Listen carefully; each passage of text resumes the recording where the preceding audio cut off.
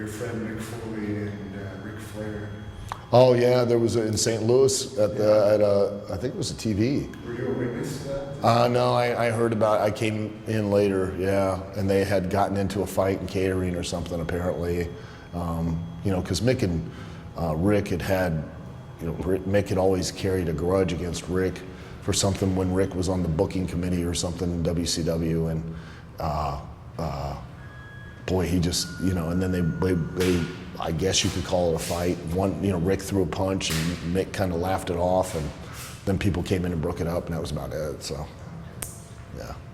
Did you ever deal much with Ric Flair in your career? Yeah, I mean, when I used to, you know, when I went out to Missouri, you know, Rick was out there. I met him in like 1982. Rick was, you know, he was a cool guy. He was always classy. He would like, you got paid, you know, so much for each tape that you would work, and Rick would give like guys extra money if they really put him over well on in a match. He'd give them a couple $100 or whatever. A lot of guys would do that, you know, as a sign of respect to the guy for putting him over on TV. And that's something that's lost, is that sense of appreciation for a person who's willing to do the favor, because that's really what it is. When somebody loses for you, they're doing you a favor. And you know, you don't really win. That was the whole Job Squad thing. The whole Job Squad thing was because there were a lot of people in WWE at the time who really thought they fucking won matches. And, you know, I started joking around about it being a Job Squad because you don't really fucking beat people. You know, there were guys that were like, well, who did he ever beat? I'm like, same fucking people you did, the ones that Vince McMahon told to lose. You don't really win, and we don't really lose. You know, it's a mutual thing.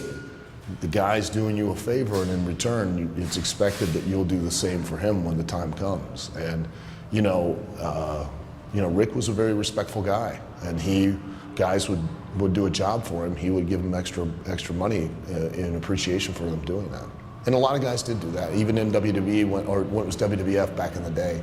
Guys don't know that anymore. They don't learn that. You know, they don't understand that. That's kind of too like in the old days, baby faces would sell merch and they would give a percentage of their merch to the heel, like 20% to the heel, because if the heel didn't get them over, then they wouldn't be able to sell merch. A lot of things that unfortunately have gotten lost, and it's a lot of that has to do with a mutual respect. You know, you can shake my hand all you want, but if you were to come to me and I was to do you a favor by putting you over on TV and you gave me your payoff as a thank you, that says more, because I'm not going on the live events, I'm not going on the house shows to make that money. You are, and by me putting you over, that's going to give you the opportunity to do that.